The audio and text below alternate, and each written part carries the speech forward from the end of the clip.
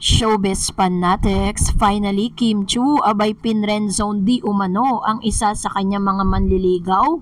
Abay ano nga ba ang nakapaloob sa balitang ito? At mukhang si Paolo ang kanyang pinipili sa lahat ng mga nangyayari sa kanya ngayon. Ang lahat ng yan. But before that, if you haven't subscribed yet to my YouTube channel, please don't forget to like, share, and subscribe at hit mo na rin ang notification bell for more showbiz updates. Naging trending at pinag-usapan nga sa social media matapos po na si Kim Chu ay nireplace si Michelle D as searcher sa Especially For You na pinag-usapan siya online, ano? Si Kim Chu ang dapat na isasalang bilang searcher sa Especially For You segment ng It's Showtime noong April 6, 2024. Ito ang kinumpirma ng dalawang source ng PEP-PH Philippine Entertainment Portal pero hindi ito natuloy dahil umupo bilang searcher ay si Miss Universe Philippines 2023 Michelle D. Sa huli, ang napili ni Michelle na makadate sa tatlong searchees ay ang Cebuano lawyer na si Oliver Moeller, 32 years old. Nitong Martes, April 17, 2 linggo matapos mangyari ang dating segment, muling bumisita si Oliver sa It's Showtime studio. Tinukso pa nga ni host na si Vice Ganda si Oliver na si Kim daw ang binibisita ng binata. Inamin naman ni Oliver na isang panayam na matagal na niyang crush si Kim. So dahil po dito, sinagot naman po ni Kim kung bakit po nag-back out siya sa Especially For You. Special ang episode ng It's Showtime noong April 6 dahil iyon ang unang araw ng pag-ere ng Kapamilya Noontime Show sa GMA7. Celebrity edition din ng Especially For You noong araw na yon dahil si Michelle nga ang sumalang pero umugong ang usap-usapang dapat ay si Kim Chu ang sasalang sa searcher at hindi si Michelle. Ito ang alam ng ilang fans, gayon din ang ilang showbiz insiders. Kaya napakunot-noo sila nang si Michelle ang lumabas bilang searcher. Sa impormasyon na nakalap, a week before the episode ay na-inform na ang production team na si Kim ang isasalang sa Especially For You.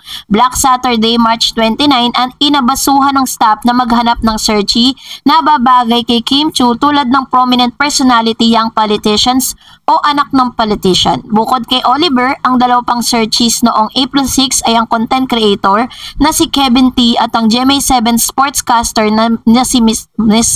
na si Martin Javier. Pero nagtaka na lamang daw ang production staff na hindi na si Kim ang sasalang sa segment. Sinabi ng isang source ng PEP-PH na nag-back out si Kim dahil hindi pa umano siya ready. Sa mga pamilyar na Especially For You, parte ng segment ay ang pag-uusapan ang huling failed relationship ng searcher. Inojoke ng host ang searcher na magkwento ukol sa failed relationship at kung bakit nauwi sa hiwalayan ang huli nitong relasyon. Ibig sabihin, kung umuupo si Kim bilang searcher ay kinakailangan niya magkwento tungkol sa paghiwalay nila ng ex-boyfriend na si Sian Lim. Nang kumpirmahin ni Kim ang paghiwalay ni Sian via Instagram post noong December 23, 2023, sinabi ng actress, TV host na mutual decision ang nangyari at nagtagal ng 12 years ang kanilang relasyon. So, dahil po dito, Kim Chu teased during Especially For You. Sa episode nga, last April 6, ilang beses tinukso ni Vice Ganda si Kim kay Oliver kahit na ang searcher ay si Michelle. Dinig ng tilian sa audience na magkakilala ng searchee number 3 na si Oliver, gwapo, matipuno at matangkad. Ipinakilala ni Oliver ang sarili bilang sporty lawyer ng Lapu-Lapu City, Cebu. Sundot agad ni Vice, wait lang ha, paano ang reaksyon ni Kim Chu? Natawa si Kim Chu, bakit sagot ng natatawang si Kim na nakaupo sa gilid ng stage kasama ng iba pang mga host. Patuloy ang panunokso ni Vice kay Kim noong lumabas, parang sinabi mong pwedeng back to back kami ni Michelle D. Sagot naman ng nagingiting si Kim, sabi ko lang ay taga Cebu. Tulad ni Oliver, si Kim ay mula sa Cebu. Sumunod naman si Ann Curtis sa tinanong kung paano bumati sa Cebuano. Hello, maayong hapon. Mag-enjoy ka lang ha, mahining bati ni Kim kay Oliver. Bumalat muli si Vice, birthday mo? Grabe yung ngiti, akala mo hanggang tenga. Tinanong ni Vice si Oliver kung taga saan ito at ito po'y sumagot na taga Lapu-Lapu City. Hinarap ni Vice si Kim at tinanong kung taga saan ito sa Cebu. Magkahulugang tugon ni Kim sa Cuanco, Guadalupe, pero usara sa Kailag o Jeep. Tuksin ni Vice kay Kim, binibisaya niya talaga para kumunik siya. Searcher ka, si Michelle D, diba? So, ganun po nila niloloko itong si Miss Kim Chu, no, during those times. Pero ang hindi nila kinaya, nung tinanong daw di umano itong si Oliver kung siya po ay nanliligaw na kay Kim. Sa interview kasi sa TV Patrol, makahulugan ang mga sagot ni Oliver nang matanong tungkol kay Kim. Na usisa si Oliver kung crush nito si Kim bago pa man siya sumali sa Especially For You. I've always thought Kim was such a pretty person, you know, she's from Cebu. So I mean, I guess you could say that, sabi ng Cebuano Hang. Tinanong din siya kung nililigawan niya si Kim. I don't think that it's fair that I speak about that without Kim's permission. Paiwas na sagot naman ni Oliver. So hindi niya po yung tahasang sinagot.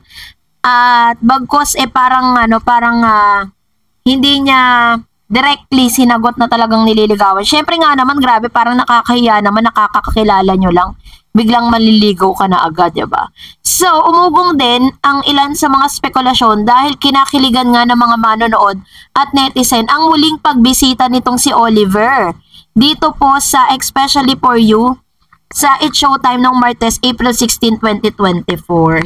Si Oliver ang isang Filipino-Norwegian lawyer na pinili Miss Universe 2023 Michelle D sa dating game segment ng noontime show sa unang araw ng pag-ere nito sa GMA7 noong April 6. Sabi niya, bakit muling tumuntong si Oliver sa ABS-CBN noontime show? I just want to meet some friends. I want to thank the people of Showtime and ABS-CBN for inviting me. Tugon niya kay MJ Felipe. Kumusta na si Oliver mula nang lumabas siya at naging viral sa Especially For You? Saad ng Cebu-based lawyer, it's been crazy, overwhelming, and I'm just happy. I'm so happy that all my friends and my family are happy with everything that happened. So, natuwa siya kasi parang naging trending. Pero, mas pinag-usapan ngayon dahil nagbitaw po ng salita itong si Mr. OG Diaz na hindi na raw sweet itong si Kim Chiu at si Paolo Abilino. Sa isang episode po ng Showbiz Insiders na si OG Diaz patungkol kina Kim Chiu at Paolo Abilino, biglang isang Kim Pao Pan. Bilang isang Kim Pao Pan, sa latest Showbiz update, sinabi ni OG na maraming netizen na nagtatanong sa kanya kung magjowa na ang kinakiligang dalawang artista.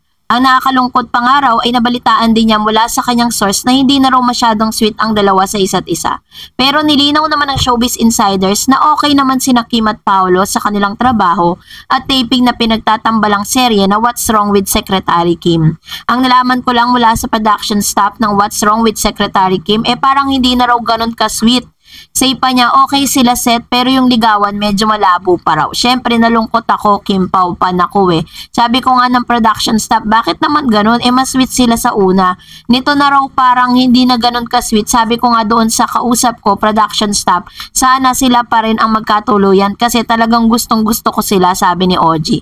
Kwento pa niya, ang problema ay parang hindi na raw ganun ka-intense yung feelings ni Kim Chiu towards Paolo dahil si Paolo talagang passionate sa acting tapos kung ano lang yung dumating, ganun lang siya. Kasi parang may iba raw gusto si Paolo, sabi pa niya sa vlog.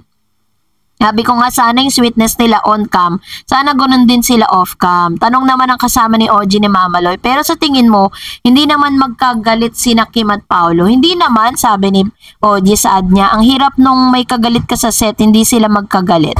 They are okay at sila naman ay magkasundo bilang sila ay naka-in character sa What's Wrong with Secretary Kim, sambit ng talent manager. So, wag na po natin masyadong bigyan ng ng parang meaning kasi kumbaga parang ngayon pa lang naman talaga nagkakaroon ng magandang friendship itong si Paolo at si Kim Chiu. So wag natin i-expect na agad-agad papasok sila sa isang relationship. Sabi nga ng kasabihan, di ba, friendship is the best foundation of any relationship. So we should be happy kung ano yung nakikita natin sa kanilang dalawa right now. So that's it for today. For more videos and updates, please don't forget to like and subscribe, and please don't forget to follow my Facebook page, Dar Eds TV. God bless everyone.